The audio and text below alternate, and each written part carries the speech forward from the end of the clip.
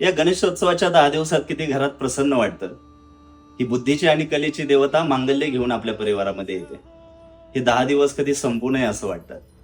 कैवल्य साम्राज्य चक्रवर्ती भगवान सम्राट ज्ञानोबारायांनी सुद्धा जेव्हा ज्ञानेश्वरी सांगायला सुरुवात केली, ओम नमो जयाद्या वेद प्रतिपाद्या जय जय स्वसंवेद्या आत्मरूपा देवा तुची गणेशू, श्री गणेशाचं वंदन करूनच त्यांनी ज्ञानेश्वरी सांगायला सुरुवात केली.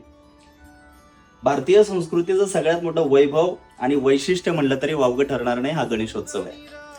खरं तर गणरायाकडून या 10 दिवसांमध्ये शिकावं तितकं कमीच आहे. गणरायाचं पोट मोठं आहे कारण त्याने आपल्या सगळ्या जडजीवांचे अपराध फार मोठ्या मनानं पोटात घेतलेले आहेत. मला वाटतं आपणही एकमेकांचे अपराध पोटात घेऊन एकोप्यानं आणि बांधिलकीनं राहण्याचा जर प्रयत्न केला तर याच्यापेक्षा मोठा गणेशोत्सव चांगल्या पद्धतीनं साजरा होऊ शकत नाही. गणेशोत्सवाच्या तुम्हा सर्वांना कोटी कोटी शुभेच्छा.